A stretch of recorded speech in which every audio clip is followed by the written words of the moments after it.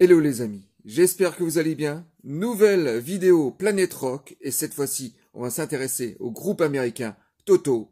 Et ça, c'est pas une blague.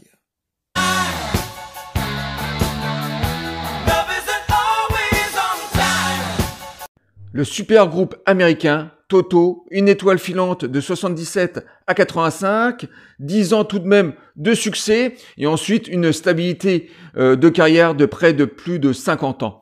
Le groupe Toto se forme en 76 par des membres tous issus de musiciens d'accompagnement et de studio, connus pour avoir joué avec les plus grands du rock et du blues. Et ces membres sont les frères Porcaro, David Paich, Steve Lukather, David Engett et Bobby Kimball. Alors, Toto est ce groupe américain qui s'est formé au milieu des années 70, à l'époque où tout était foisonnant en termes de fusion de styles, où le rock était en pleine, enfin en tout cas le rock américain était en pleine fusion, je dirais. Il y a la funky au niveau des percussions et des basses, le rock and roll s'invitait, la disco aussi, on était aussi au début du metal, je dirais du heavy metal qui commençait à faire son apparition, en tout cas le glam, et tout ça se mélangeait dans ces différentes formations et groupes, et Toto n'est pas en reste, et je dirais que ce groupe a eu plusieurs influences de par ses différents membres qui avaient travaillé tous avec des grands noms du rock et du blues, et ça va donner une carrière presque exemplaire.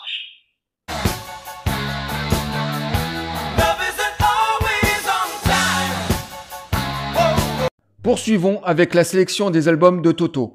La première période est juste extraordinaire, de 77 à 81. Le succès aux États-Unis est garanti. Quelques années plus tard, dans le reste du monde. Et pourtant, le groupe, à partir de 85 et surtout dans les années 90, vont s'orienter vers d'autres styles musicaux. Et ça va donner place à plus de variétés, de pop, de new wave américaine, avec cette domination de clavier électronique, des touches de folk et de heavy metal plutôt glam au niveau des guitares et des percussions pour les albums les plus péchus des années 90. Et tout ça, on le doit à une multitude de nouveaux membres qui vont venir rejoindre la formation, et ça va donner plus de 50 ans de carrière de Toto et des albums plutôt sympathiques, passables et malheureusement mauvaises. Mais revenons à cette première période des années 70 avec la sortie de ce tout premier album, juste un chef-d'œuvre. Et je reviens au début de la vidéo en disant que cette formation a été fondée par des musiciens d'accompagnement qui ont travaillé tous avec des grands noms du rock et du blues. Et Toto est une pure fusion de styles. Donc, on retrouve cette soul et cette funk au niveau des percussions et des basses, ce jazz expérimental au niveau de l'écriture, et c'est le rock californien tout de suite reconnaissable, ce qui donne une structure de cet album juste remarquable, avec des morceaux tous très accrocheurs, avec des solos de guitare de Steve Lukather juste extraordinaires. Un premier album que je vous conseille vivement d'écouter. Et ensuite, la sortie des deux suivants, donc le deuxième album et le troisième. Le deuxième, Indra, et le troisième, Turn Back, sont exactement dans la même veine que le premier album. Mais je dirais que sur le troisième album, qui est l'album que je préfère, on retrouve beaucoup plus de heavy metal, plutôt glam, avec une écriture beaucoup plus sombre, avec beaucoup plus de percussions, avec que des chansons extrêmement accrocheurs et avec une écriture extrêmement parfaite. Le deuxième album qui est tout à fait sympathique avec des chansons toujours aussi bien accrocheurs. Mais pour ma part, Turn Back est peut-être le meilleur album de ce début de carrière pour Toto. Et maintenant, la suite, c'est le firmament pour Toto.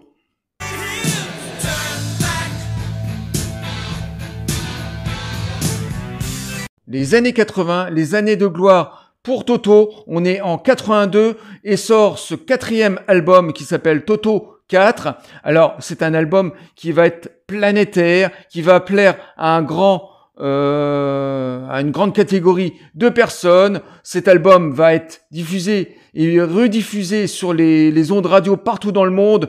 Ils vont structurer des clips vidéo juste accrocheurs. Et cet album, ce 4e album est dans la veine du Toto des années 70. On retrouve son jazz expérimental, sa soul et sa funk au niveau des percussions et des basses, mais avec une petite originalité. Cette fois-ci, il y a beaucoup plus de folk africaine au niveau des percussions. C'est ce qui saupoudre tout ce 4e album, et le public mondial va pas se tromper. Et grâce à ce 4e album, Toto va remplir les stades partout dans le monde. Donc un très bon numéro 4, et enfin la gloire, enfin reconnue pour Toto. Et la sortie du 5e album, un an plus tard, sera dans la même veine que Toto numéro 4. Ça me paraît tout à fait logique, sauf qu'il y a beaucoup moins de chansons connues sur ce 4e album, mais les gens vont continuer comme ça à s'intéresser à Toto de près, avec quand même au sein de ce 5e album de très belles structures, de très bons morceaux. Il y a beaucoup moins de folk sur ce 5e album. On revient un peu à la structure habituelle de Toto des années 70, mais c'est un album qui est dans la même veine du 4e et qui continuera à plaire à un large public. Malheureusement, ce qui va arriver par la suite dans les années 90 sera beaucoup moins joyeux pour Toto.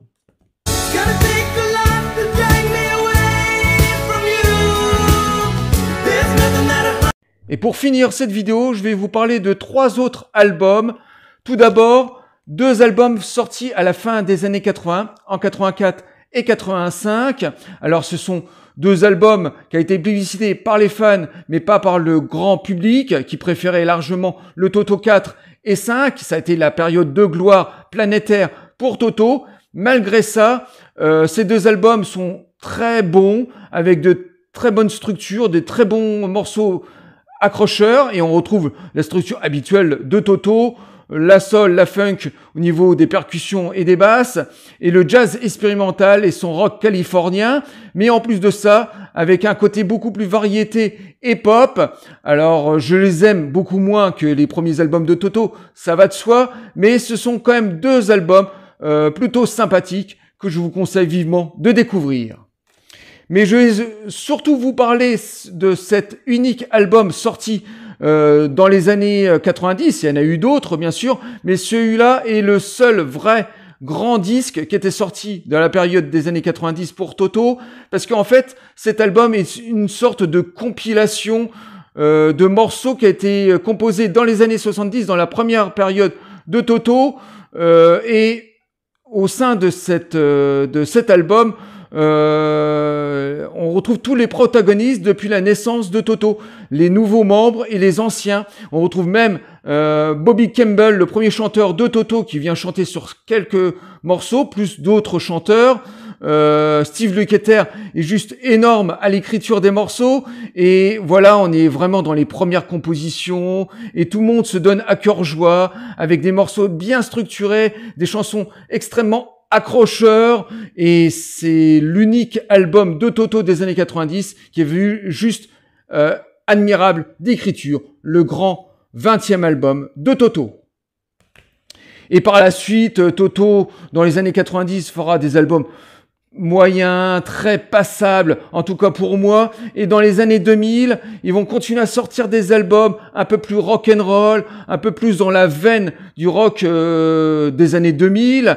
Et Toto se produisent encore en gala, ils remplissent encore des stades aux États-Unis et des grandes salles de concert partout dans le monde grâce à Steve Lukather, qui est encore un des membres fondateurs, qui donne encore des concerts partout dans le monde. Et Toto, malheureusement, n'arrivera pas à revenir dans sa période de gloire 80 de Toto 4 et de Toto 5. En 85, malheureusement, les gens vont pas plébisciter le grand retour de Toto, mais les fans vont continuer à s'intéresser à leur groupe favori. Bah voilà les amis, je viens de terminer cette vidéo du grand groupe américain Toto. Et moi je vous dis à très bientôt pour une nouvelle vidéo. Et moi je vous dis bye.